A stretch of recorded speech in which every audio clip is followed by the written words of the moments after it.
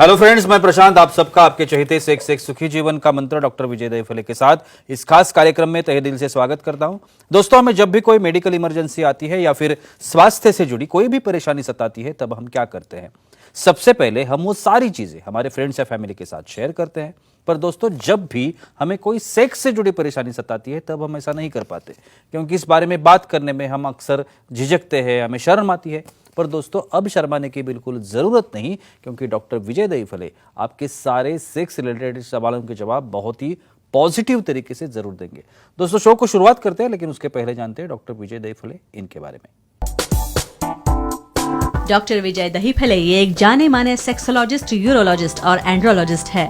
Doctor Dahiphale जी के clinic Aurangabad, Hyderabad, Delhi में द्वारका, पुणे तथा नवी मुंबई में नेरुल, दादर, अंधेरी, कल्याण, नासिक, अहमदाबाद और दुबई में भी है। डॉक्टर विजय दहीफले जी का भारत तथा अन्य देशों में कॉन्फ्रेंसेस और सेमिनार के लिए हमेशा आना जाना रहता है, जिसमें वे सेक्स संबंधी सभी समस्याओं पर सलाह एवं मार्गदर्शन करते हैं। तो सर, चलिए शो को शुरुआत करते हैं। सर हमारे साथ है। Sir, welcome to the show. नमस्ते।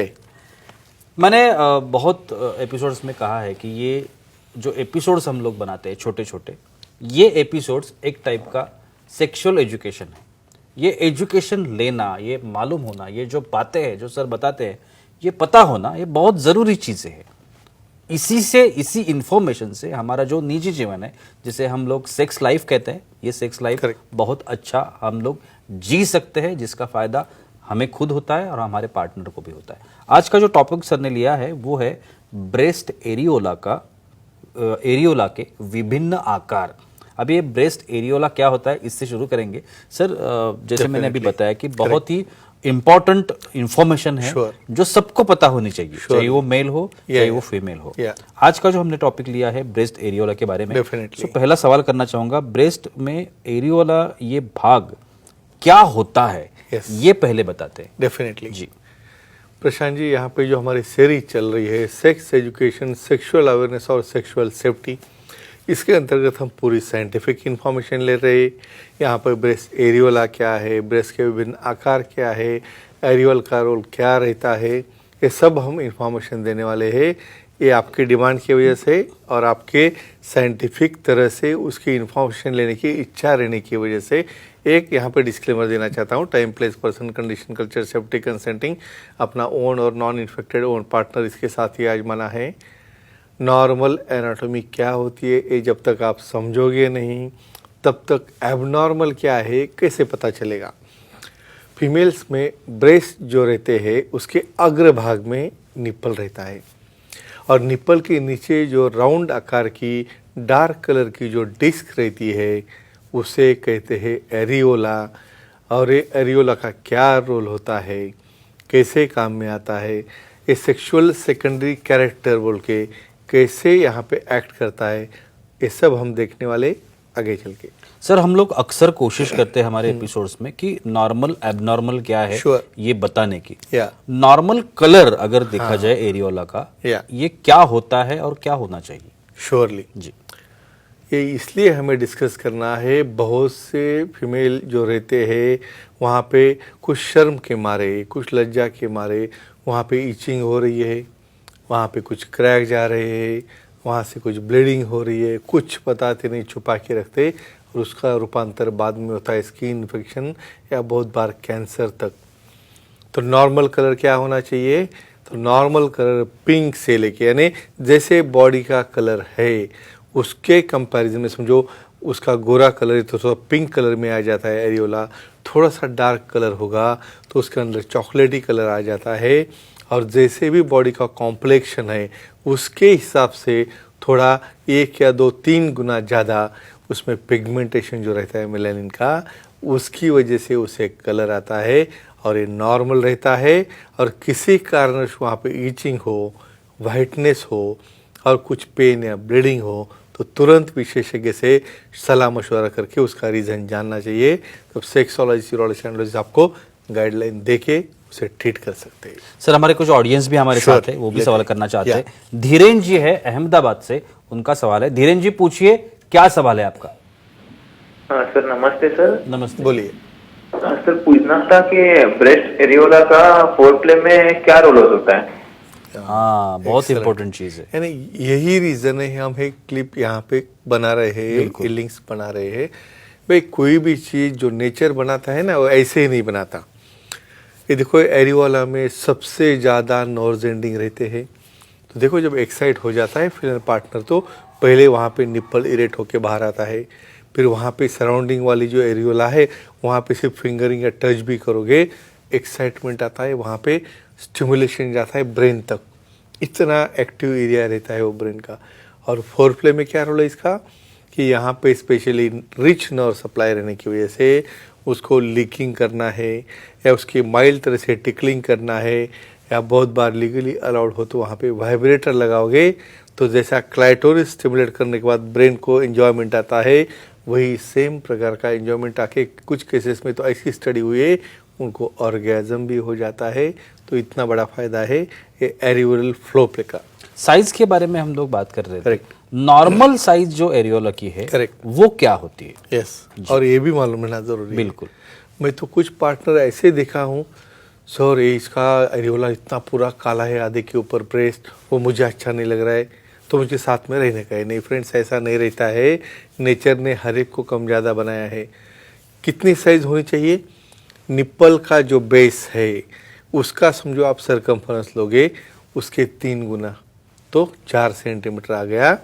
और ब्रेस्ट यानी वहाँ से निप्पल से लेकर ब्रेस्ट की जो बॉर्डर है वहाँ तक आप गिनोगे और उसके 3 डिवीजन करोगे तो उसका 1 डिवीजन जो आएगा तो वो साइज का रहता है एरियोला। और ये मार्जिन बदलते रहती है, चेंज होते रहती है। तो ये भी पता होना जरूरी है। क्यों? क्योंकि बहुत बार ये मेल पार्टनर डाउट लेते हैं इसके ऊपर कि भाई इसका ओवर यूज तो नहीं हुआ और इस तरह से वो झगड़ते बैठते हैं। बिल्कुल सर। और एक बात कही जाती है Sure. कि एरियोला की साइज और उसका कलर Correct. दोनों चेंज होते हैं। हाँ। लेकिन ये कौन से कंडीशन में चेंज होते हैं वो पता नहीं होता। तो उसके बारे में थोड़ा सा बताइए। इसका कहाँ पे सिलेबस ही नहीं है। जी। मुझे तो ये कहना है बेसिक्स में सबको एनाटॉमी, फिजियोलॉजी, बायोकेमिस्ट्री, हार्मोन्स। भाई जब आप प्यूबर्टी में आ रहे हो मतलब आप प्रौढ़त्व की तरफ जा रहे हो वहाँ पे क्या होता है फीमेल्स में ईस्ट्रोजन बढ़ना चालू होता है। ईस्ट्रोजन बढ़ गया तो हार्मोन बढ़ते हैं, ब्रेस्ट बढ़ना चालू हो जाता है तो उसके तरफ ब्लड फ्लो बढ़ता है। तो क्या होता है यहाँ पे पिंक कलर आना चालू हो जाता है जब प्यूबर्टी आती है। और धीरे धीरे जैसे वो गर्ल बढ़ती जाएगी, जब समझो मैरिज हो जाएगा, जब प्रेगनेंसी के लिए तैयार हो रही है तो उस वक्त उसका पिगमेंटेशन होके थोड़ा सा ब्लैकिश कलर उसको आ जाएगा, थोड़ा चॉकलेटी कलर आएगा और धीरे धीरे उसके ऊपर क्रम्पलिंग या रिंकल्स भी आना चालू होते। तो फ्रेंड्स ये नॉर्मल वेरिएशन है। जब मेंसेस हो या प्यूबर्टी में हो या प्रेगनेंसी में जब बच्चा फीडिंग कर रहा है उस वक्त पिगमेंटेशन काफ़ी ज़्यादा रहता है और डिलीवरी के बाद ये सब कुछ नॉर्मल हो जाता है। तो इसे कोई चिंता करनी नहीं है।